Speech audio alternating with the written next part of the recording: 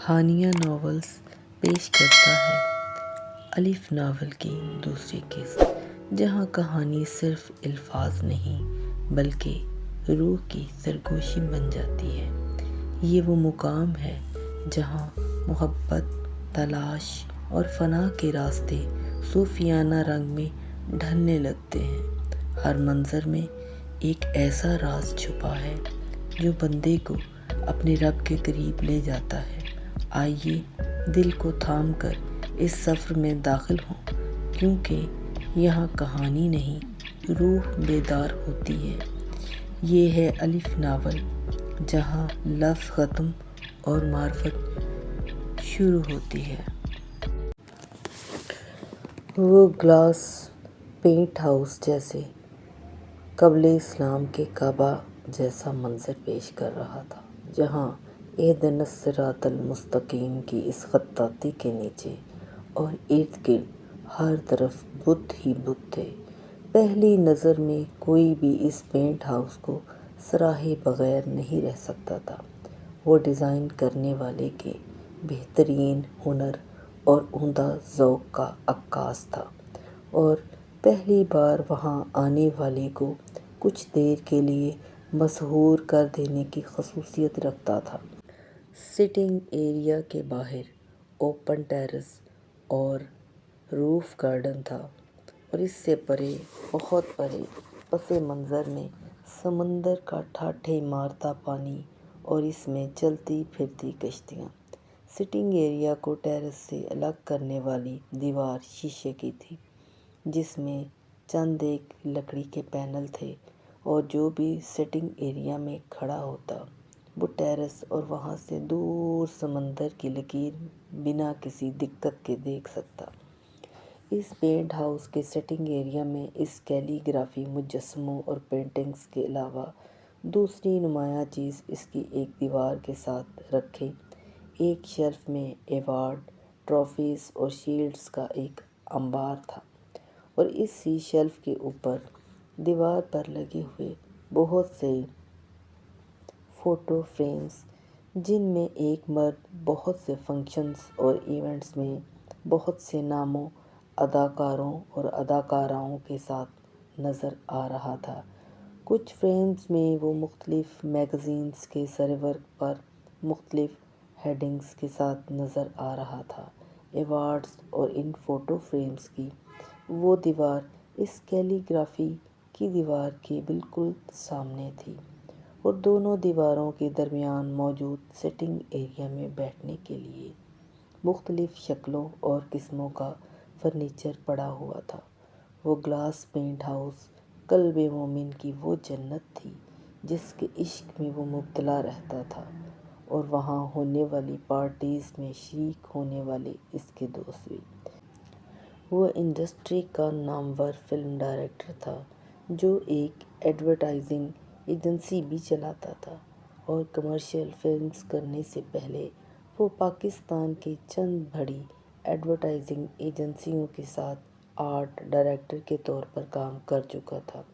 اس وقت وہ پاکستان کے چند بہترین نوجوان آرٹ اور کمرشل فلم ڈائریکٹرز میں سے ایک مانا جاتا تھا، اور اس شیلف پر موجود شیلڈز، ایوارڈز اور ٹرافیز کی تعداد جیسے اس کے اس اسٹیٹس میں اضافہ کرنے کے لیے کافی تھی۔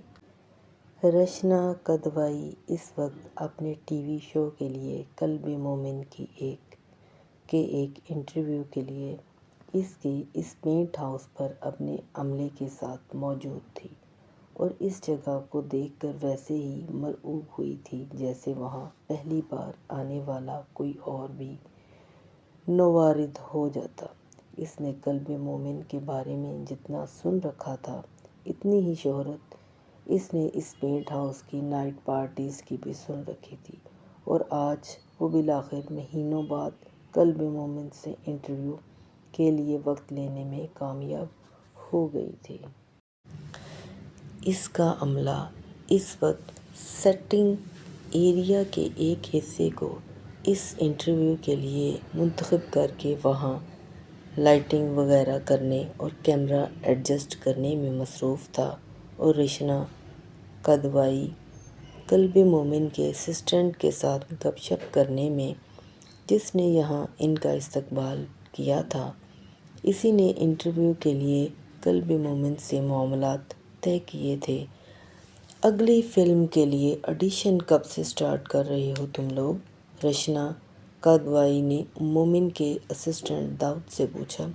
وہ عمومی سی بات چیت تھی، اگلے ہفتے سے شروع کر رہے ہیں، داؤد نے گھڑی کی طرف دیکھتے ہوئے کہا۔ مومن عام طور پر ہمیشہ وقت پر آتا تھا، آج وہ 10 منٹ لیٹ تھا، غیر معمولی بات تھی۔ اچھا تو ساری ہی کاسٹ نہیں اٹھاؤ گے تم لوگ؟ رشنا نے مزید گریدا۔ ہاں وہ تو ظاہر ہے، مومن نے اپنی تینوں فلموں میں ابھی تک مین کاسٹ میں کسی کو دوبارہ نہیں لیا۔ داؤد نے اپنے موبائل پر مومن کو ٹیکسٹ کرتے ہوئے کہا اور پھر یکدم پرجوش انداز میں رشنا سے کہا، ہی از ہیئر، وہ آ گئے۔ داؤد نے پلٹ کر کسی کو سلام کیا تھا۔ رشنا کدوائی نے بے اختیار مڑ کر دیکھا۔ سفید اور بلوسم فٹ کاٹن شرٹ اور ڈاکرز کی خاکی جینس میں اسٹائلش ٹام فورڈ کے جوتے پہنے ہوئے وہ بہت خاص لگ رہا تھا۔ رشنا کدوائی قلب مومن سے پہلے کبھی نہیں ملی تھی، لیکن اس کے باوجود اس کا چہرہ اس کے لیے اجنبی نہیں تھا۔ وہ درجنوں پارٹیز اور ایوارڈ شوز میں اسے دیکھ چکی تھی، مگر اس کے گھر پر اس طرح روبرو وہ پہلی بار اسے دیکھ رہی تھی۔ پہلی بار دونوں کا آمنا سامنا ہو رہا تھا۔ قلب مومن مقناطیسی شخصیت کا مالک تھا، یہ اس نے کئی لوگوں سے سنا تھا، مگر وہاں اس کے روبرو اس سے ملتے ہوئے اس نے پہلی بار اس کی مقناطیسیت محسوس بھی کی تھی۔ میں لیٹ تو نہیں ہوا؟ رشنا کی طرف ہاتھ بڑھاتے ہوئے اس نے خوشگوار لہجے میں پوچھا تھا۔ بہت زیادہ نہیں، وہ جواباً ہنسی۔ وہ اس سے نروس کر رہا تھا اور اپنے صحافتی کیریئر میں یہ رشنا کے ساتھ کم ہی ہوا تھا۔ لائٹنگ ٹھیک نہیں، وہ رشنا کو وہیں کھڑا چھوڑ کر آگے بڑھا۔ اب وہ اس جگہ کو دیکھ رہا تھا جہاں انٹرویو کے لیے لائٹس اور کیمرہ لگایا گیا تھا۔ وہ رشنا کے جوابی رد عمل کا انتظار کیے بغیر ڈی او پی کے مانیٹر پر فریم دیکھنے لگا تھا، اور اس سے پہلے کہ رشنا یا اس کی ٹیم میں سے کوئی بھی کچھ اور کہتا، وہ لائٹ مین کو ہدایات دینے لگا۔ 5-7 منٹ کے بعد اس نے مومن کو دوبارہ مانیٹر پر جھکتے دیکھا اور پھر ایک لمحہ بعد ہی وہ سیدھا ہو گیا اور اس نے رشنا کو مخاطب کرتے ہوئے کہا، اب یہ بالکل ٹھیک ہے۔ وہ مسٹر پرفیکٹ تھا۔ وہ لوگ جو اس کے ساتھ اس کے اشتہارات اور فلموں میں کام کر چکے تھے، اس کے بارے میں کہتے تھے۔ اس کا عملی مظاہرہ اس نے قلب مومن سے اپنی پہلی ملاقات میں ہی دیکھ لیا تھا۔ رشنا کچھ ندامت سے مانیٹر کی طرف جھکی تھی۔ اس کی جگہ کوئی بھی ہوتا تو اسی کیفیت کا شکار ہوتا، کیونکہ وہ یہ توقع نہیں کر رہی تھی کہ جس سے وہ انٹرویو لینے جائے گی وہ اس کے عملے کا کوئی نقص پکڑ کر اس کے سامنے رکھ دے گا۔ مانیٹر کے فریم پر پہلی نظر ڈالتے ہی رشنا مومن کو داد دیے بغیر نہیں رہ سکی تھی۔ یہ وہ فریم ہی نہیں لگ رہا تھا جو وہ چند لمحے پہلے اس مانیٹر پر دیکھ کر ہٹی تھی۔ کیمرے کے اینگل اور لینس کی معمولی ایڈجسٹمنٹ اور ایک دو جگہ لائٹس کی تبدیلی نے اس فریم کو بالکل بدل دیا تھا۔ مومن اپنے کام کا ماہر تھا، اسے یہ بات تسلیم کرنے میں اس لمحہ کوئی عار محسوس نہیں ہوا۔ وہ فریم دیکھ کر اس سے بات کرنا چاہتی تھی، اس کا شکریہ ادا کرنا چاہتی تھی، مگر پلٹنے پر اس نے اسے قدرے فاصلے پر کھڑے داؤد کے ساتھ گفتگو کرتے ہوا پایا، یوں جیسے وہ جانتا تھا کہ اس کے فریم میں کوئی بھی خامی ہوگی ہی نہیں، اور وہ اس کے تعریفی ریمارکس سے بھی بے نیاز تھا۔ وہ قابل رشک حد تک پر اعتماد تھا۔ رچنا کو ہاتھ میں پکڑے انٹرویو کے لیے تیار کیے گئے سوال نامے کو دیکھنے کی ضرورت محسوس ہوئی۔ وہ نہیں چاہتی تھی وہ اس میں سے بھی کسی سوال پر کوئی اعتراض کرتا۔ قلب مومن فلم انڈسٹری میں آپ کا کیریئر۔ ہی کیم، ہی سا، ہی کنکیورڈ۔ وہ آیا، اس نے دیکھا، اس نے فتح کر لیا کی بہترین مثال قرار دیا جا سکتا تھا۔ کیا آپ کے لیے سب کچھ اتنا ہی آسان رہا ہے؟ وہ بالآخر انٹرویو کے لیے بیٹھ گئے تھے اور ابتدائی رسمی بات چیت کے بعد رچنا کادوایی نے اس سے پہلا اہم سوال کیا۔ سوال کرتے ہوئے اس سے نظر ملنے پر رچنا کادوایی کو احساس ہوا کہ قلب مومن کی آنکھیں بے حد تیز اور چمکدار ہیں۔ اس سے نظر ملا کر بات کرنا کسی کے لیے بھی مشکل ہو سکتا ہے۔ قلب مومن کو وہ اگر ایک لفظ میں کہیں بیان کرتی تو وہ لفظ اعتماد ہوتا۔ اس نے انڈسٹری کے بہت کم لوگوں میں اتنا اعتماد دیکھا تھا۔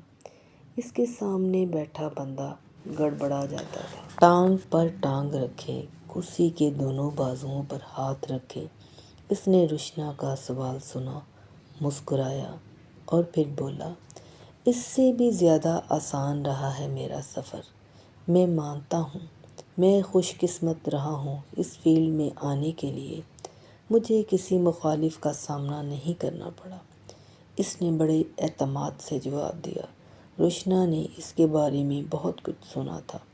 اس میں ایک بات یہ بھی تھی کہ وہ فلرٹ ہے، مگر اب تک مومن کے ساتھ بات چیت میں اس کے فلرٹ ہونے کا اشارہ نہیں ملا تھا۔ وہ اس سے بے حد مہذب طریقے سے مخاطب ہو رہا تھا۔ اس کے جواب کے دوران رچنا کادوایی کا ذہن کہیں اور مصروف تھا۔ اس کے خاموش ہونے پر بھی وہ چند لمحے اسے دیکھتی رہی تھی، یوں جیسے اس کی جانب سے مزید کچھ کہنے کی منتظر ہو، لیکن اس کی خاموشی پر اسے اندازہ ہوا تھا کہ وہ جواب دے چکا تھا اور اس کے اگلے سوال کا منتظر تھا۔ آپ کی فیملی میں سے کوئی اور بھی اس فیلڈ میں ہے؟ رچنا کو اگلا سوال ویسے ہی یاد تھا۔ کوئی نہیں، کھٹاک سے جواب آیا۔ اس سوال کے ساتھ ہی رچنا کادوایی کے لیے انٹرویو کے سب سے دلچسپ حصے کا آغاز ہو گیا تھا۔ اپنے فیملی بیک گراؤنڈ کے بارے میں بتائیں۔ کہاں پیدائش ہوئی؟ کون کون ہے آپ کی فیملی میں؟ رچنا نے جتنی دلچسپی سے یہ سوال پوچھا تھا، جواب کا آغاز اتنی ہی غیر دلچسپی سے ہوا تھا۔ میری پیدائش ترکی میں ہوئی۔ فادر کا تعلق ترکی سے تھا اور مدر کا پاکستان سے۔ دونوں کی ڈیتھ ہو چکی ہے۔ بہن بھائی کوئی نہیں ہے۔ رچنا اس کے جواب پر بے اختیار چونکی۔ اوہ! اسی لیے آپ کے فیچرز اتنے دیسی نہیں ہیں۔ غالباً میڈیا میں بھی زیادہ لوگوں کو یہ علم نہیں ہوگا کہ آپ کے پیرنٹس کا تعلق ترکی سے ہے۔ کتنا عرصہ رہے آپ ترکی میں؟ بچپن تقریباً سارا ہی وہاں گزرا۔ نوجوانی کا کچھ حصہ، اس کے بعد میں امریکہ چلا گیا تھا۔ ہائی اسکول کے بعد تقریباً 6-7 سال وہاں رہا اور 7-8 سال سے اب پاکستان میں ہوں۔ وہ بے حد سنجیدگی سے بتا رہا تھا۔ رچنا کو اس کی سنجیدگی کی وجہ سمجھ میں نہیں آئی تھی۔ اس نے اگلا سوال کیا، پیرنٹس میں سے کوئی اور میڈیا یا فائن آرٹ سے منسلک رہا؟ وہ اس بار چند لمحوں کے لیے اس کے سوال پر خاموش رہا۔ میرے فادر ایک کیلی گرافر تھے۔ اس نے کہا، ویری انٹرسٹنگ۔ رچنا کہیں بغیر نہیں رہ سکی، مگر میں بہت چھوٹا تھا جب ان کی ڈیتھ ہو گئی۔ اور آپ کی مدر؟ رچنا نے بے ساختہ پوچھا۔ مومن بے ساختہ چونکا، پھر اس نے اسی روانی سے کہا، وہ ہاؤس وائف تھیں۔ مجھے بڑا انٹرسٹنگ لگ رہا ہے کہ آپ کے فادر ٹرکش تھے اور مدر پاکستانی، اور ان کی شادی ہوئی۔ کیا یہ لو میرج تھی؟ رچنا پوچھے بغیر نہیں رہ سکی اور اس نے پہلی بار مومن کے ماتھے پر بل دیکھے۔ پھر اسے کہتے سنا، انٹرویو میرا ہے نا؟ جی جی آپ ہی کا ہے، رشنا گڑبڑائی۔ تو میرے بارے میں ہی بات کرتے ہیں، مومن نے اگلا جملہ کہا۔ رشنا نے اس کی صاف گوئی کے بارے میں بھی سنا تھا، مگر اتنے برملا اظہار کی توقع نہیں کر رہی تھی۔ کیلی گرافی سے کمرشل فلم میکنگ تک منتقلی یا سفر، آپ اسے جو بھی کہیں، یہ کچھ عجیب نہیں ہے؟ وہ مومن سے پوچھے بغیر نہیں رہ سکی۔ مومن کے ماتھے پر وہ بل دوبارہ نمودار ہوئے تھے۔ کیلی گرافی سے میرا کوئی تعلق نہیں، وہ میرے فادر کرتے تھے۔ میں امریکہ سے فلم میکنگ ہی پڑھ کر آیا ہوں اور شروع سے فلم میکنگ ہی کر رہا ہوں۔ فرق صرف یہ ہے کہ پہلے وہ ایڈ فلمز تھیں، اب کمرشل، اس نے تفصیل سے بتایا۔ میں نے یہ سوال اس لیے پوچھا کہ اگر آپ کے فادر کیلی گرافی کرتے تھے تو یقیناً مذہبی ماحول ہوگا آپ کی فیملی میں، اور اس نے پہلی بار رشنا کو سوال کے دوران ہی ٹوک دیا۔ میں نے آپ سے پہلے بھی کہا ہے کہ یہ انٹرویو میرے بارے میں ہے، تو آپ سوالوں کا فوکس مجھ پر ہی رکھیں۔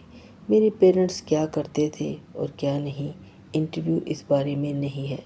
رشنا کی سمجھ میں نہیں آیا وہ کس بات کی وجہ سے جھنجھلایا ہوا تھا۔ اس نے اس کے ماں باپ کے حوالے سے کوئی قابل اعتراض سوال نہیں کیا تھا، مگر وہ اس وقت قلب مومن سے کوئی بحث نہیں چاہتی تھی۔ اس کے پاس وقت محدود تھا اور سوال لامحدود۔ آپ کی فلمز میں گلیمر کی بھرمار ہوتی ہے، عورت کو ایک آبجیکٹ کے طور پر پیش کیا جاتا ہے۔ زیادہ تر کرٹکس کا کہنا ہے کہ اگرچہ آپ کی فلم دیکھنے میں ایک ماسٹر پیس ہوتی ہے اور جتنی خوبصورتی سے آپ اپنی ہیروئن کو فلم اسکرین پر ایک دیوا کے طور پر ایکسپوز کرتے ہیں، انڈسٹری کا کوئی اور ڈائریکٹر نہیں کر سکتا۔ آپ اپنی ہیروئن کو تصوراتی شے بنا دیتے ہیں۔ اس نے رشنا کو دوبارہ ٹوکا اور کہا، آپ کا سوال کیا ہے؟ کرٹکس کیا کہتے ہیں وہ میں جانتا ہوں۔ رشنا کا چہرہ سرخ ہوا، اسے اندازہ نہیں تھا وہ اسے اس طرح ٹوکے گا۔ میرا سوال یہ ہے کہ آپ کی فلم کرٹکس کی نظر میں چیپ انٹرٹینمنٹ کے سوا کچھ نہیں، وہ آپ کی نظر میں کیا ہیں؟ رشنا نے نہ چاہتے ہوئے بھی اس بار تلخ ہوئی تھی۔ اور یہ کرٹکس وہ لوگ ہیں جو دوسروں کی ہٹ فلمز پر اپنے فلاپ ریویوز لکھ لکھ کر 5 منٹ کے لیے نمایاں ہونا چاہتے ہیں۔ اس کا دو ٹوک جواب آیا تھا۔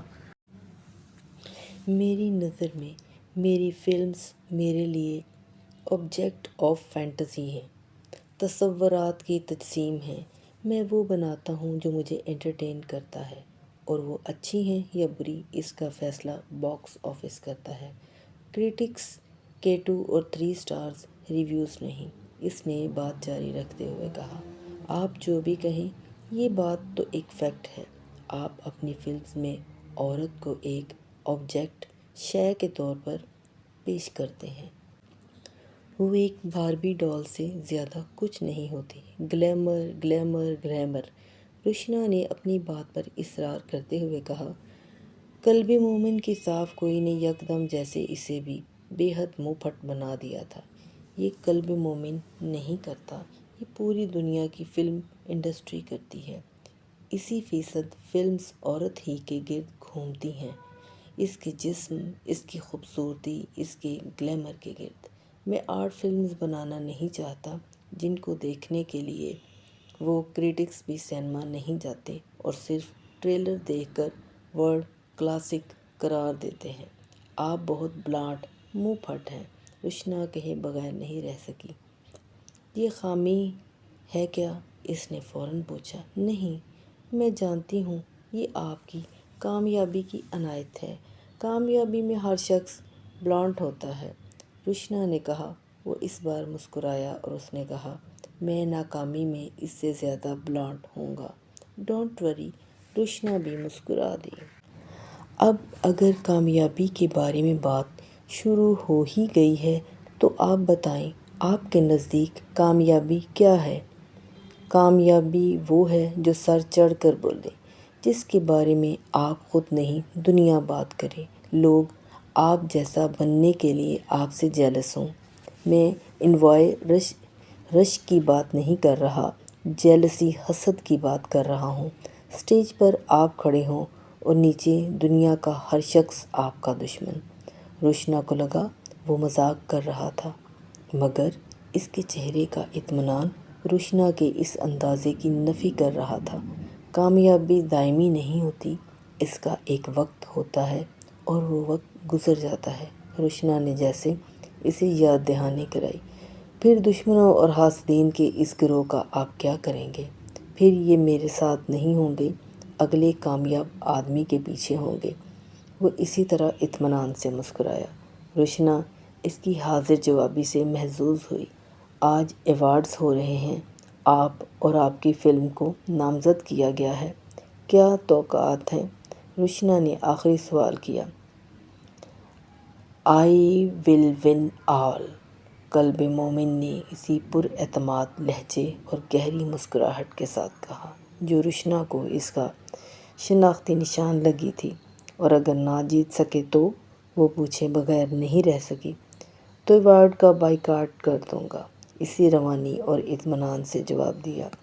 یہ فیئر پلے تو نہیں ہے، روشنا کہے بغیر نہیں رہ سکی۔ میں فیئر پلے پر یقین بھی نہیں رکھتا، قلب مومن نے مسکراتے ہوئے اپنے کالر سے مائک اتارتے ہوئے کہا۔ بیسٹ ڈائریکٹر کا ایوارڈ دیا جاتا ہے قلب مومن کو، میری جان کے لیے۔ ہال تالیوں سے گونج اٹھا تھا۔ چھت میں لگی اسپاٹ لائٹس نے فرنٹ سیٹ پر بیٹھے بے حد تیکھے نقش اور سفید رنگ والے 6 فٹ سے نکلتے قد کے مالک قلب مومن کو فوکس کیا، جو اب نشست سے کھڑے ہوتے ہوئے اپنی بلیک ڈنر جیکٹ کے بٹن بند کرتے ہوئے اپنے دائیں بائیں بیٹھی اپنی فلم کی کاسٹ سے ہاتھ ملاتے گلے لگاتے اسٹیج کی سیڑھیوں کی طرف جا رہا تھا، اور اس کے عقب میں اس ہال میں بیٹھی ہر عمر کی اداکارہ کی نظریں مقناطیس کی طرح اس کے وجود کے ساتھ کھینچتی جا رہی تھیں۔ یہ ناممکن تھا کہ قلب مومن ان سب کی توجہ کا مرکز نہ بنتا۔ وہاں اس ہال میں بیٹھی ہر وہ ایکٹریس جو اس کے ساتھ کام کر چکی تھی، وہ اس کے لیے تالیاں بجاتی، اسے داد دیتی۔ انڈسٹری کے سب سے کامیاب نوجوان فلم ڈائریکٹر کو اپنی سپورٹ کا یقین دلا رہی تھی، اور اس کے ساتھ کام کرنے کی خواہش مند ہر نوجوان اداکارہ اس کے لیے تالیاں پیٹتے جیسے اس کی مرکز نگاہ بننا چاہتی تھی۔ وہ اب اسٹیج پر پہنچ کر ایوارڈ وصول کرنے کے بعد روسٹرم کے پیچھے کھڑا تالیوں کے رکنے کے انتظار میں تھا، جو بجتی ہی جا رہی تھیں، اور وہ کچھ محسوس مسکراہٹ کے ساتھ ساتھ ہاتھ میں پکڑا ایوارڈ روسٹرم پر دھرے اپنے منہ کے سامنے مائک درست کرنے میں مصروف تھا۔ وہ رات قلب مومن کی رات تھی۔ وہ پچھلے 3 سال سے پاکستان کے اس سب سے بڑے فلم ایوارڈ شو کی ہر رات قلب مومن ہی کے نام ٹھہر رہی تھی۔ وہاں بیٹھے کسی فرد کے لیے یہ کوئی اچنبھے کی بات نہیں تھی۔ تالیوں کی گونج بالآخر تھمی تو قلب مومن نے بات شروع کی۔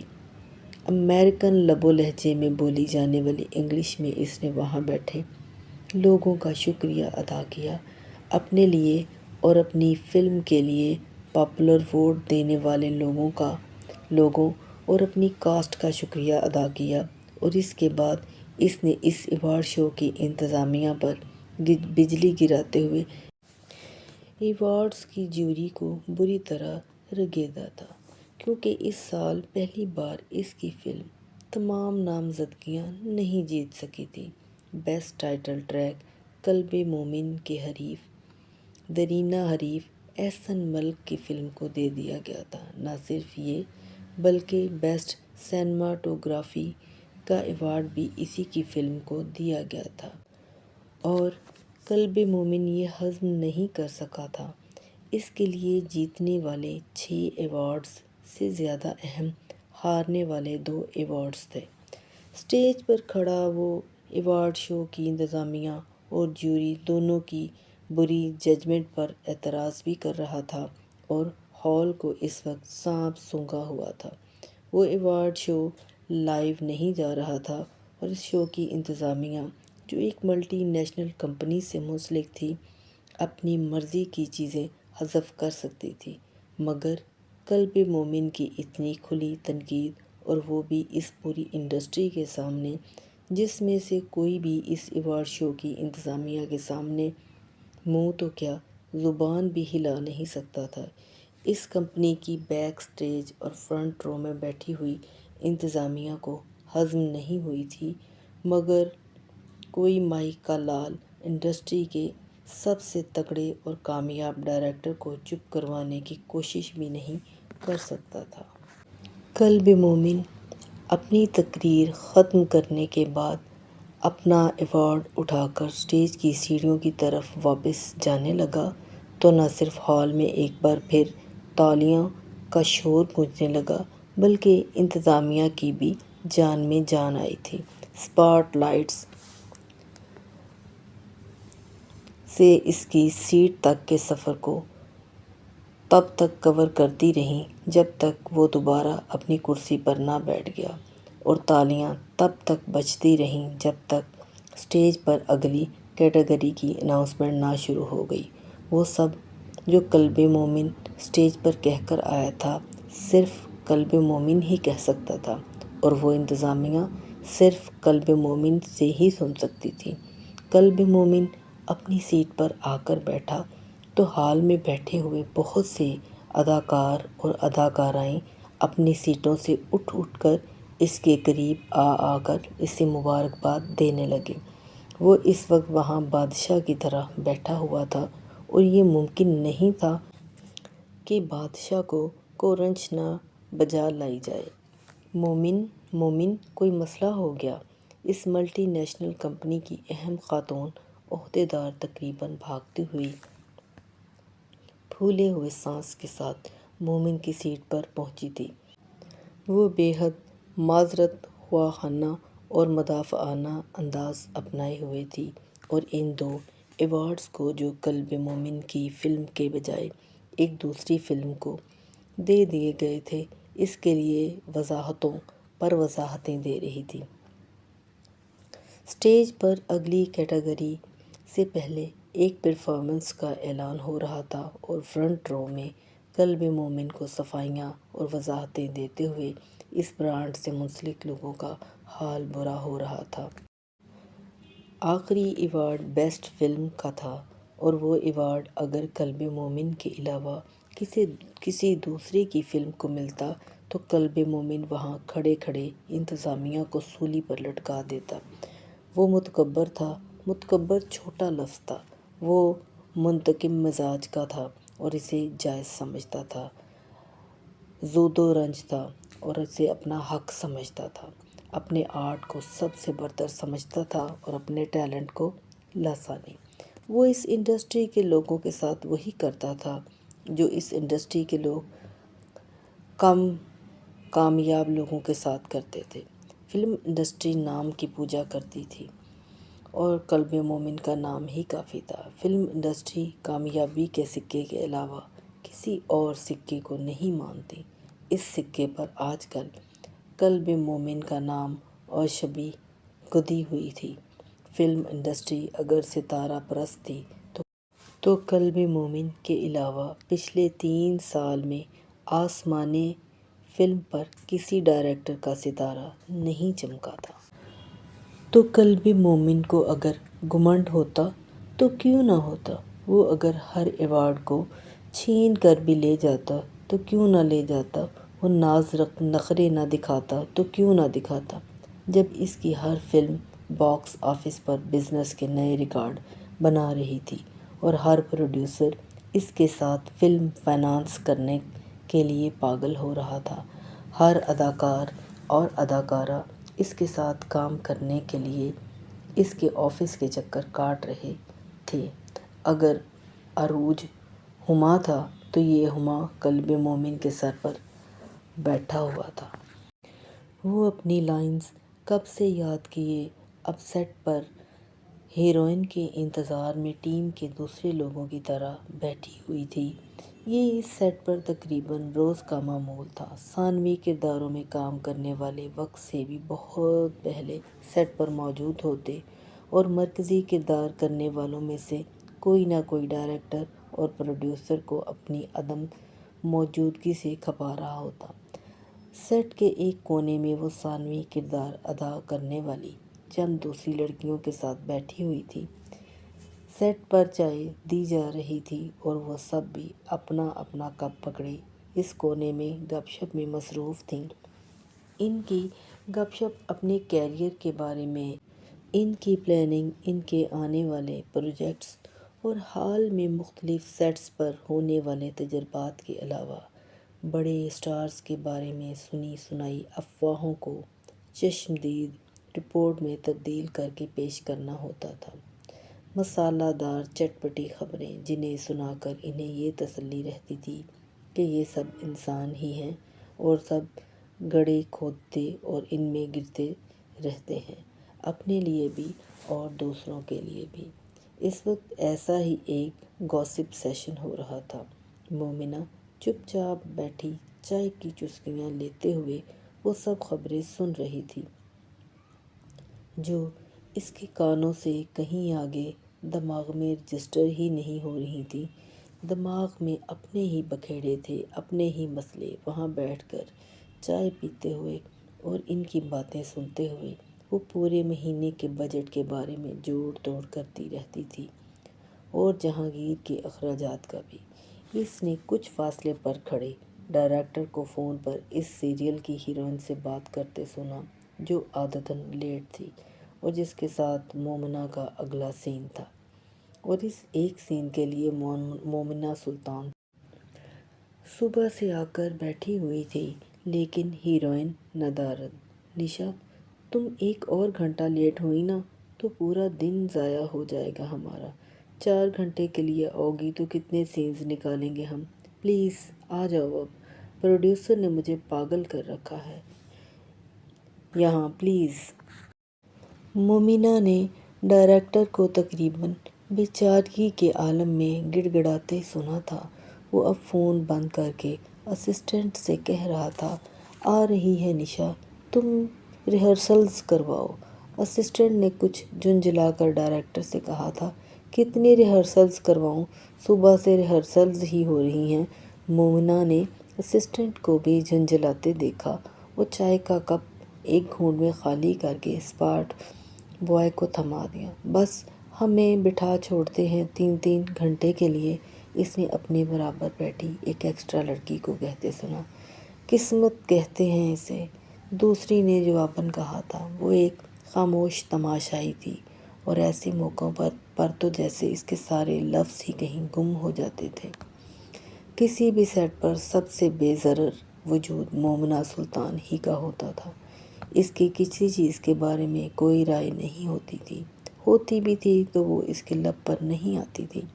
اسے شکایت کرنے کی عادت کبھی رہی ہی نہیں تھی اور اب ان حالات میں شکایت کرنا تو وہ افورڈ بھی نہیں کر سکتی تھی۔ وقت اس کے پاس بہت تھا۔ آج کا دن ان دنوں میں سے ایک تھا جب اسے ایک سیٹ سے دوسرے سیٹ پر پہنچنے کے لیے بھاگنا نہیں تھا۔ یہ پہلا سیریل تھا جو وہ کر رہی تھی اور اسے سیریل کہنا شاید کچھ لفاظی ہوتی۔ وہ ہیروئن کی ایک دوست کا رول کر رہی تھی جس کے پاس صرف 12 سینز تھے 24 اقساط کے اس سیریل میں۔ سیٹ پر ایک دم کھلبلی مچ گئی۔ وہ ہیروئن بالآخر آن پہنچی جس کا انتظار ہو رہا تھا۔ مومنہ نے بھی سکون کا سانس لیا، اب بالآخر وہ سین کروا کے گھر جا سکتی تھی۔ مومنہ، آ کر ریہرسل کرو، تمہارا سین ہوگا پہلے، اسسٹنٹ نے اسے پکارتے ہوئے کہا۔ وہ برق رفتاری سے اٹھی اور سیٹ کے اس حصے میں چلی گئی جہاں نشا اپنے بال بنوا رہی تھی۔ وہ میک اپ کروا کر آئی تھی، اس لیے ڈائریکٹر خوش تھا کہ وقت بچ گیا تھا۔ ہائے، اس نے مومنہ کے سلام کے جواب میں ایک ہلکی مصنوعی مسکراہٹ کے ساتھ کہا اور ساتھ جمائی لیتے ہوئے اسسٹنٹ سے کہا، چائے پلوا دو۔ تاکہ آنکھیں تو کھلیں میری۔ اسسٹنٹ نے بجلی کی رفتار سے اسپاٹ بوائے کو دوڑایا۔ ہاں، بال ٹھیک ہیں اب میرے، بائیں کندھے پر ڈالو۔ نشا اب میک اپ آرٹسٹ سے مخاطب تھی اور آئینے میں اپنا چہرہ دیکھتے ہوئے ساتھ لپسٹک بھی دیکھ رہی تھی۔ ڈائیلاگس یاد ہیں آپ کو؟ اسسٹنٹ کو مومنہ کو کھڑے دیکھ کر اچانک یاد آیا کہ اسے کس کے لیے بلوایا گیا تھا۔ ڈائیلاگس کیا گھر سے یاد کر کے نکلوں گی میں نے تو اسکرپٹ دیکھا تک نہیں ابھی، بس یہ پتا ہے کہ رول کیا ہے میرا۔ نشا نے اسی بیزار اور تیکھے انداز میں جمائی لیتے ہوئے کہا۔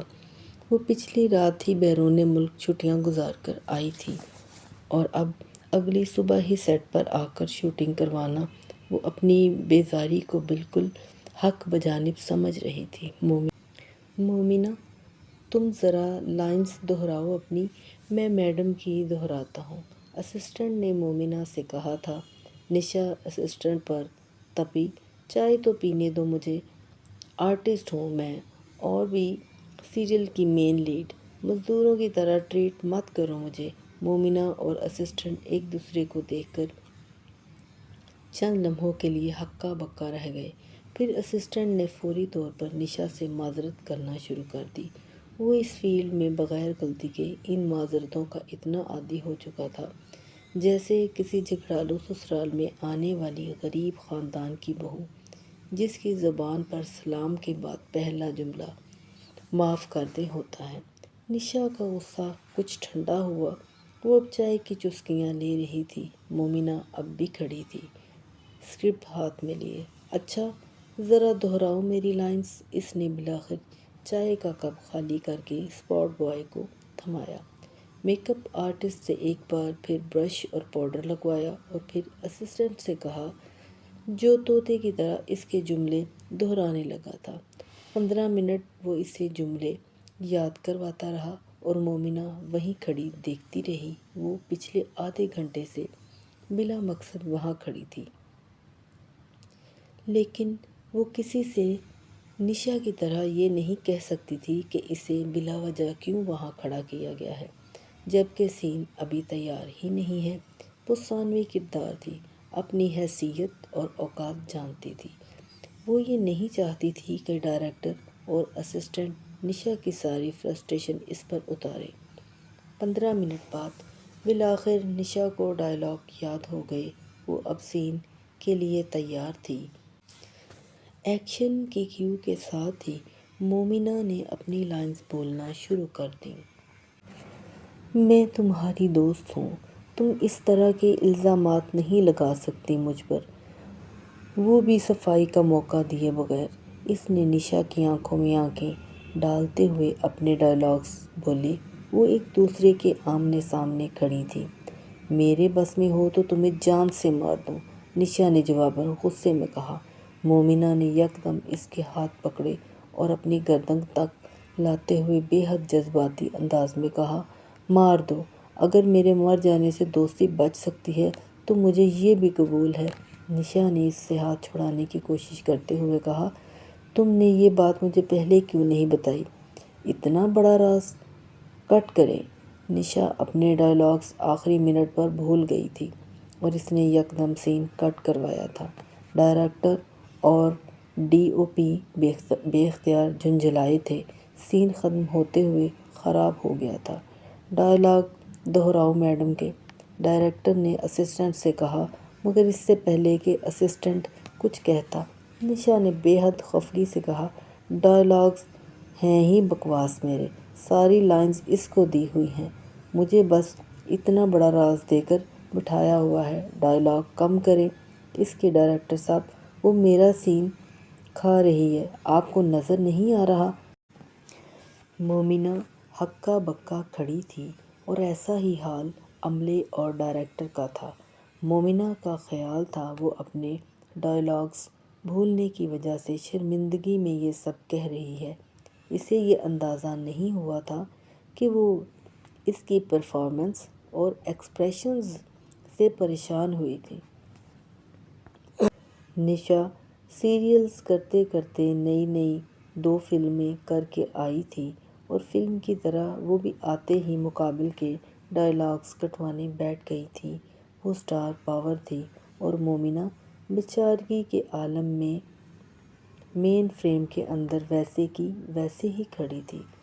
تھوڑی دور ڈی او پی مانیٹر پر اسی فریم کی فوٹیج ڈائریکٹر کو دکھاتے ہوئے کہہ رہا تھا، میں آپ کی جگہ ہوتا تو مومنہ ہی کو کاسٹ کر لیتا۔ نشا ٹھیک کہہ رہی ہے، وہ اس کا سین کھا رہی ہے، وہ سب کا سین کھا جاتی ہے، چاہے بہن بنا کر کھڑا کر دو چاہے نوکرانی۔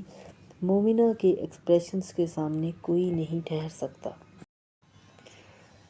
اگر آپ کو ہماری یہ الف ناول کی دوسری قسط اچھی لگی ہے تو پلیز ہمارے ناول ہانیہ چینلز کو لائک کریں اور سبسکرائب کریں اور گھنٹی کے بٹن کو بھی دبائیں تاکہ ہماری ہر آنے والی قسط آپ کو نوٹیفیکیشن ملے۔ شکریہ۔